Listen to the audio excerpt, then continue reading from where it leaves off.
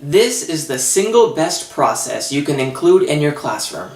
Very simply, it is when the teacher asks questions and uses student answers to create something new. What is constructed could be a story, a character, an image, a scene, a recipe, a conversation, etc. I'll demo the process first by creating a character.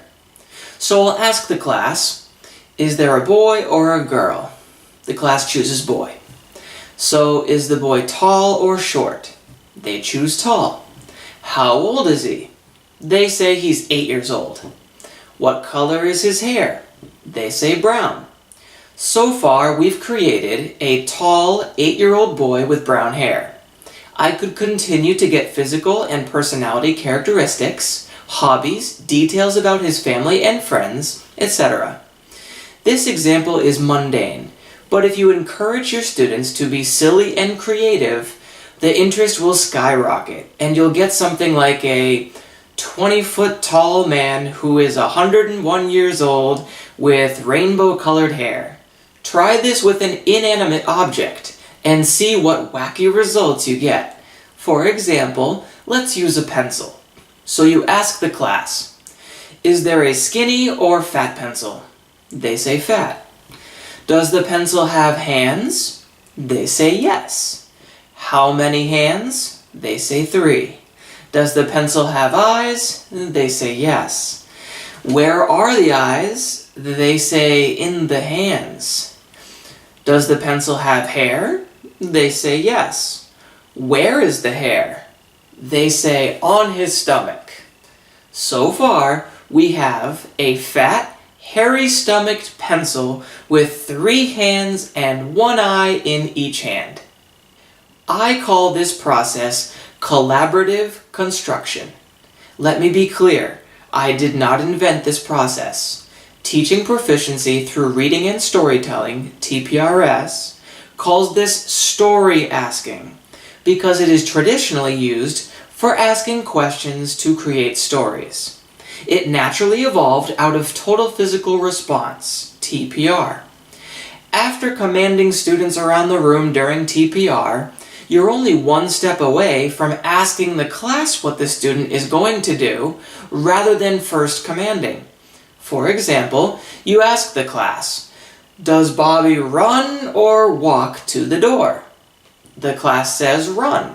So you say, Bobby, run to the door.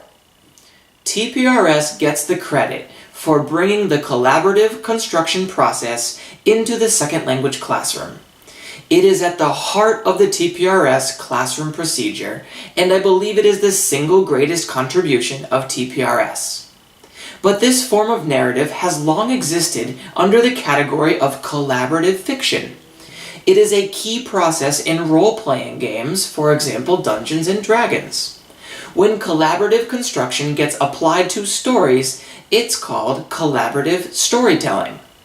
Let's hear another example and collaboratively construct a setting. So I ask the class, is there a city or a town? They say city. Where is the city? They, of course, say underwater. Is there a public transportation system? They say yes. It's not buses though, right? They say no, that it's lobster trains. Are there streets? They say yes. What are the streets made of? They say seaweed. That means that we have an underwater city with lobster trains and seaweed streets. When you want to collaboratively construct a story, you'll probably want to create a character and a setting first. Then you'll need a problem, and the need to resolve that problem will motivate the rest of the story. A good idea for a problem may have arisen from constructing the character or the scene. I like to have a general problem in mind, and I'll just tell the class the character has this problem. For example, I'll tell the class that our character failed a class, has a bad habit, is hungry, etc. If you're stuck to textbook themes, then think of a theme-related problem.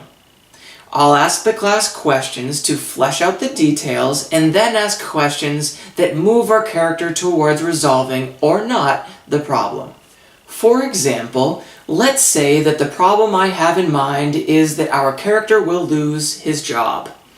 So I ask questions to find out where he works, and then ask questions about the tasks that he does and how well he does those tasks. Maybe the class says he takes a lot of coffee breaks. Then I'll ask the class whether he loses his job. Now we've collaboratively constructed one scene in our story. If you're tied to the textbook, then collaborative construction can spice up any traditional unit. Let's say you need to teach the days of the week and how to say the time. You all know that classic and boring activity in which students talk to a partner and write their partner's weekly schedule. Well, let's adapt that and create a character, or let the class choose any high-interest character like a celebrity, and then start asking questions about their schedule. I'll share a recent example from my classes. My class created this character named Beep Boop, who lived on Venus. Then I had partners brainstorm for 30 seconds the activities that Beep Boop liked to do. There are different ways of getting student answers. For instance, they can call out answers, or you can call on individuals raising their hands, or have partners brainstorm and then call on partners to share. In this case, the class ended up with Beep Boop liking to eat a lot of mayonnaise, sell the ashes from volcanoes, and dance to rock techno music. So, with the chart drawn on the board with the days Monday through Sunday and divided into morning, afternoon, and night, I proceeded to ask and fill in when Beep Boop did these activities, how frequently, for how long, etc. The collaborative construction process is also a great way to take information you learn about a student and fictionalize it.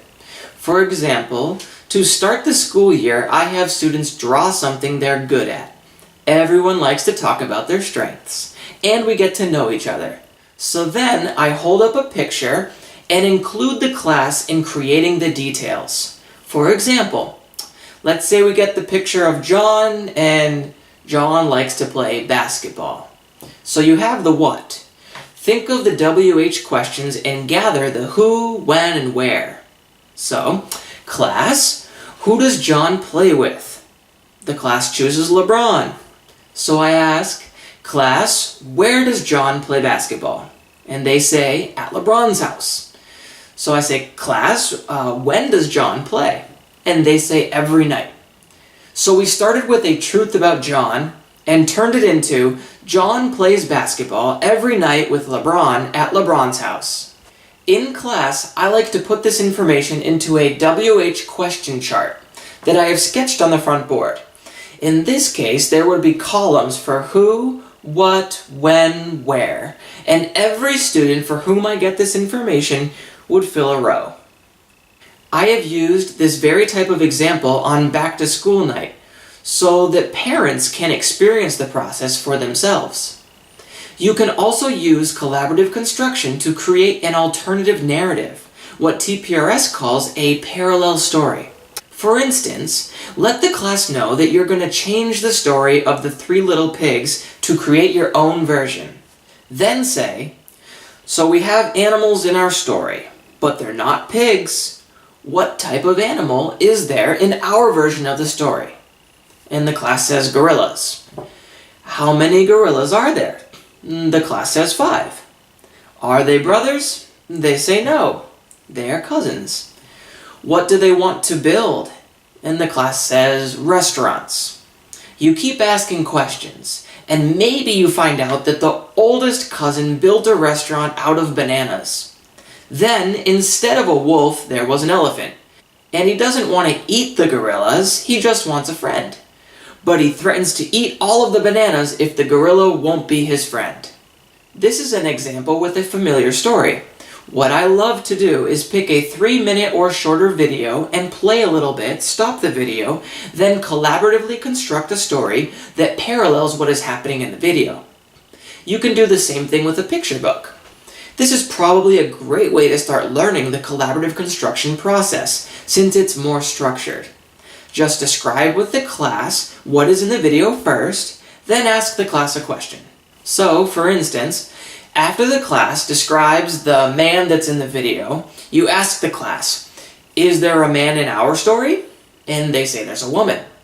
Then let's imagine the man in the video is eating pizza. So you ask the class, what is the woman eating? And they say cockroaches.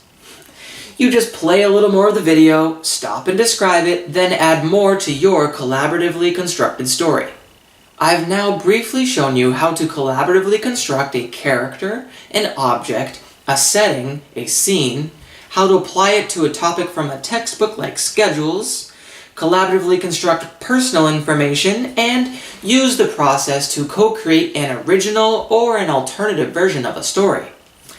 The greater purpose of this activity in a communicative classroom is to create something new and enjoy doing it. Just ask questions and use student answers. It's that simple, something I think any teacher can do. And if you want to get more comfortable with the process, try it out in your first language with your family and friends. The better the teacher is at being comprehensible, the better this will work. The need to understand and be understood in order to create something new will naturally require the teacher to do things that make communication possible, like speaking at a pace that is manageable for the students.